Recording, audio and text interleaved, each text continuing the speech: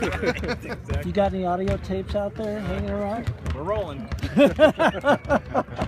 No, I do not.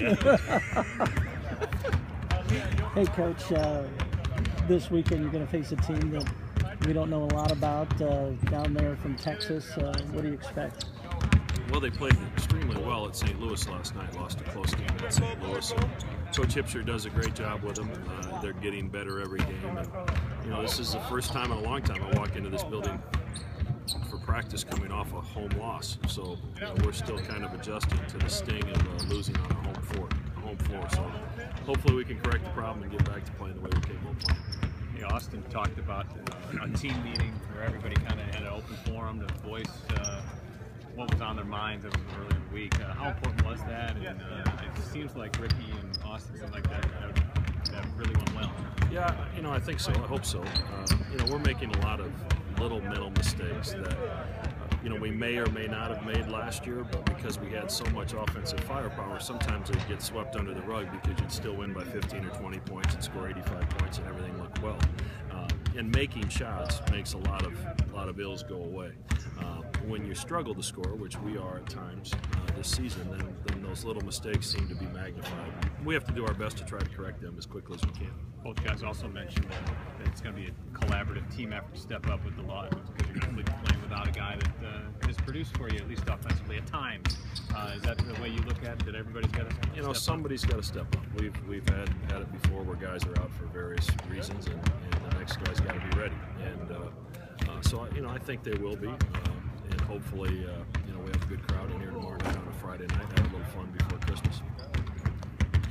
With conference play coming up, does that add a sense of urgency to hang things up?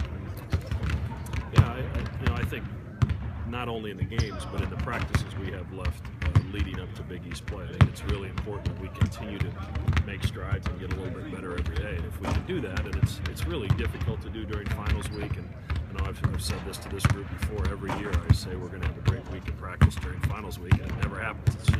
It's the reality of 26 years in this business. It's really hard for these guys with everything else they have going on and that they're responsible for to be as locked in on the practice floor as we'd like to be. Most of them are done now, so hopefully we can have a focused practice today in our preparation for the game tomorrow. You guys have never lost back-to-back home. I'm talking about one here, so back-to-back home games under you. Is there something to be said about that in terms of the home crowd and the great home court advantage you've built over the years here? Well, you don't have as long a winning streak as we had without a great home court. It has to be an intimidating place to come into to play, and obviously we have one of the greatest fan bases in the country, and you also have to have good teams for that to happen. I think the combination of the two has allowed us to, you know, to have one of the longer streaks in the country until earlier this week. So hopefully we can start another one tomorrow night. Coach, last week you kind of called out James Milliken for being late for practice, and then you suspended him. How difficult decision was that for you? Well, it's not difficult if I feel that someone isn't taking their responsibilities as a member of our team seriously and isn't putting the team first. And if there's certain responsibilities that have to take place if you want to be part of this team, and I think any good team.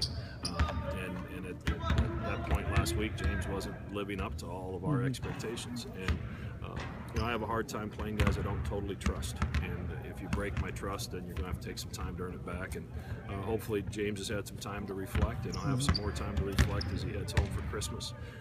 And then we'll make a decision after Christmas as to his status of the team. So what is his status for the future? Do you anticipate that he may rejoin the team, or is that a decision to be made later? It's a possibility, but it's a decision that I need to think about over Christmas. I need to evaluate how James finished up in the classroom, if he took those responsibilities seriously this week. And then we'll have some conversations during the break to find out where his mind is at and whether I feel like he can make the changes that are necessary to be part of this team. And if he's willing to do that, I'll certainly consider giving him another opportunity. If he shows me that it's not that important to him, then we need to move on without him.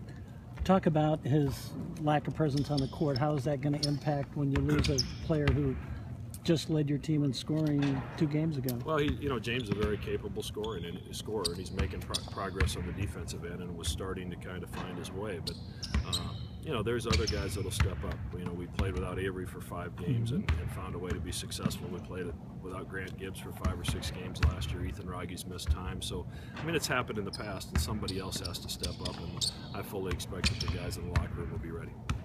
Are you starting to kind of figure out maybe the rotations you want to use, or some of the? I know you talked a little bit about with so many new faces and different lineups you might have to use. Are you kind of getting more confident in what you want to do there? I think we're moving that direction, but you know, having said that, I really think Austin and Isaiah are really the only 2 that have been as consistent as I would like, both on the practice floor and on the game floor. So we need more guys to fall into that category. And it's been a little bit of a revolving door at the center position, trying to figure out who's going to start the game, who's going to finish the game. It's been different every game, and I'd like that to sort itself out over time as well. So there's still a lot of things that we're going to learn, and probably nothing that I didn't anticipate.